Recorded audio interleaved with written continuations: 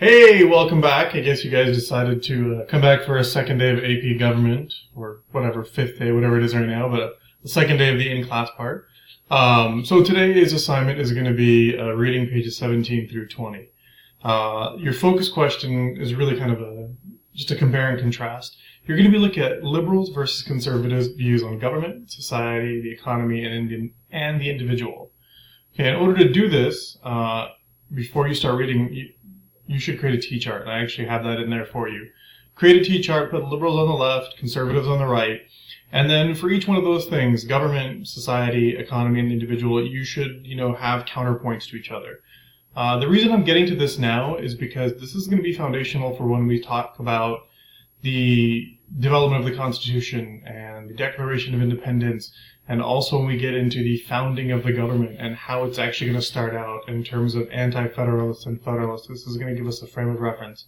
And then it carries on all the way through to today, where we have a debate between Republicans and Democrats, conservatives and liberals.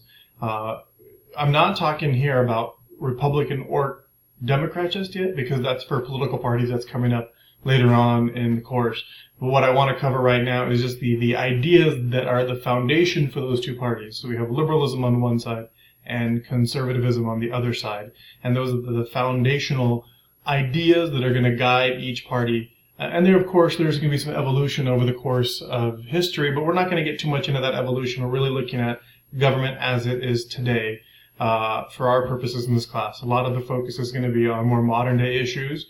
So we're really looking at, conservatism and liberalism in the lens of modern day Democrats and Republicans, not historical ones like Andrew Jackson or Thomas Jefferson, because if we talk about them, it's going to kind of skew our perspective. So we're looking at the modern day conservative, liberal, Democrat, and Republican.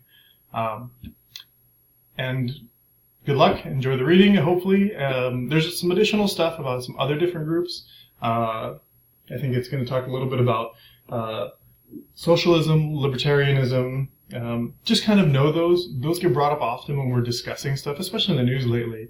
The word socialism is thrown around a lot when we're talking about politics, especially by certain portions of our government. And again, the idea of libertarianism is pretty popular nowadays too, especially in the last election when the Libertarian candidate pulled a significant portion of the vote across the country. Not enough to get an electoral college vote, but enough to pull some percentage points away from each candidate. So they're just for perspective. We'll talk about them throughout the semester, but I just need you to know about them a little bit. So good luck, and I will talk to you guys in a little while.